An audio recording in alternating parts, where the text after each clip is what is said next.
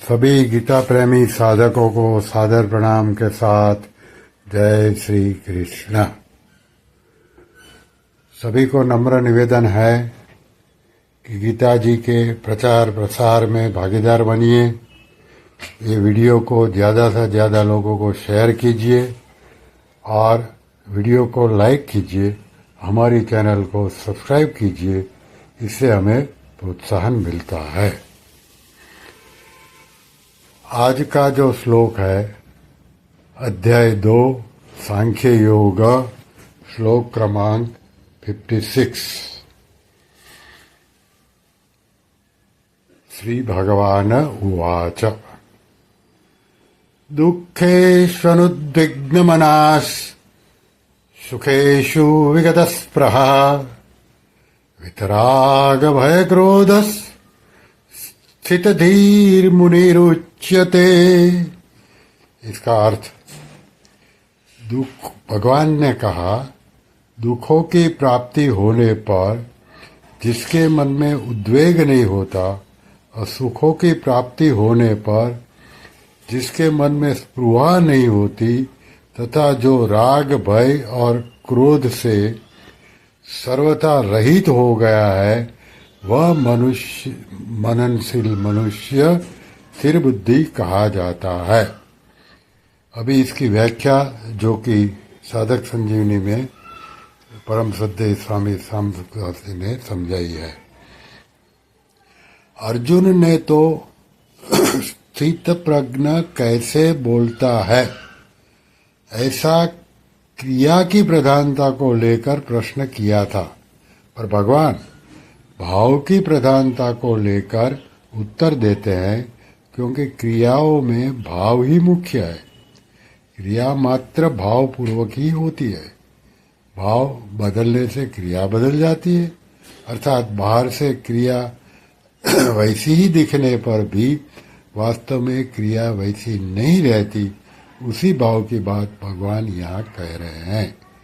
भगवान कहते हैं दुःखेष्वनुद्विग्न मनाः, दुखों की संभावना और उनकी प्राप्ति होने पर भी जिसके मन में उद्वेग नहीं होता, अर्थात कर्तव्य कर्म करते समय कर्म करने में बाधा लग जाना, निंदा अपमान होना, कर्म का फल प्रतिकूल होना आदि आदि प्रतिकूलताएं आने पर भी उसके मन में उद्वेग नहीं होता। कर्म भोगों के मन में उद्वेग हलचल न होने का कारण यह है कि उसका मुख्य कर्तव्य होता है दूसरों के हित के लिए कर्म करना, कर्मों को सांगोपांग करना, कर्मों के फल में कहीं आसक्ति ममता कामना न हो जाए, इस विषय में सावधान रहना। ऐसा करने से उसके मन में एक प्रसन्नता रहती है। उस प्रसन्नता के कारण इतना ही प्रतिकूलता आने पर भी उसके मन में उद्वेग नहीं होता। आगे कहते हैं सुखेषु विगतस्पृहा, सुखों की संभावना और उनकी प्राप्ति होने पर भी जिसके भीतर स्पृहा नहीं होती, अर्थात वर्तमान में कर्मों का सांगोपांग हो जाना, तात्कालिक आदर और प्रशंसा होना, अनुकूल फल मिल जाना आदि आदि अनुकूलताएं आने पर भी उसके मन में यह परिस्थिति ऐसे ही बनी रहे, यह परिस्थिति सदा मिलती रहे, ऐसी स्पृहा नहीं होती। उसके अंतःकरण में अनुकूलता का कुछ भी असर नहीं होता। फिर कहते हैं वितराग भय क्रोधः, संसार के पदार्थों का मन पर जो रंग चढ़ जाता है उसको राग कहते हैं। पदार्थों में राग होने पर अगर कोई सबल व्यक्ति उन पदार्थों का नाश करता है, उनसे संबंध विच्छेद कराता है, उनकी प्राप्ति में विघ्न डालता है, तो मन में भय होता है। अगर यह व्यक्ति निर्बल होता तो मन में क्रोध आता है। परंतु जिसके भीतर दूसरों को सुख पहुंचाने का, उसका हित करने का, उनकी सेवा करने का भाव जागृत हो जाता है, उसका राग स्वाभाविक ही मिट जाता है। राग के मिटने से भय और क्रोध भी नहीं रहते। अतः वह राग, भय और क्रोध से सर्वथा रहित हो जाता है। अब तक आंशिक रूप से उद्वेग, स्पृहा, राग, भय और क्रोध रहते हैं। जब तक आंशिक रूप से उद्वेग, स्पृहा, राग, भय और क्रोध रहते हैं, तब तक वह साधक होता है।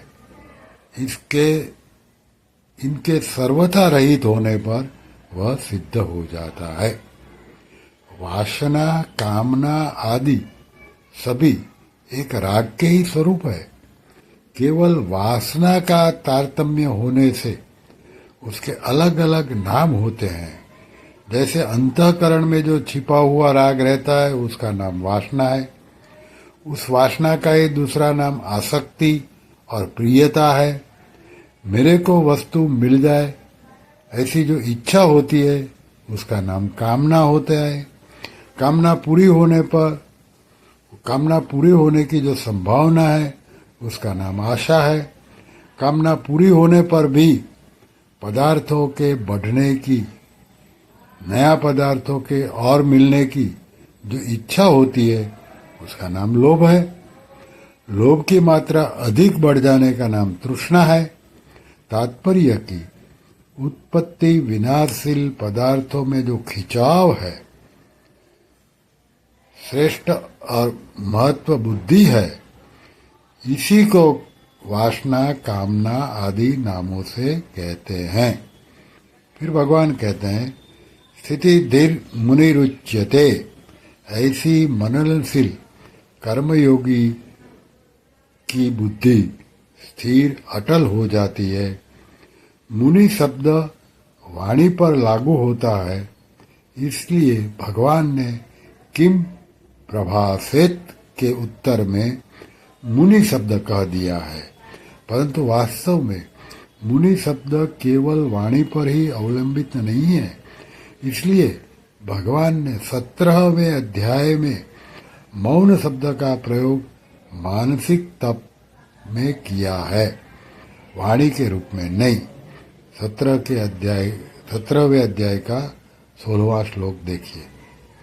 कर्मयोग का प्रकरण होने से यहाँ मननशील कर्मयोगी को मुनि कहा गया है। मननशीलता का तात्पर्य है सावधानी का मनन, जिससे कि मन में कोई कामना, आसक्ति न आ जाए।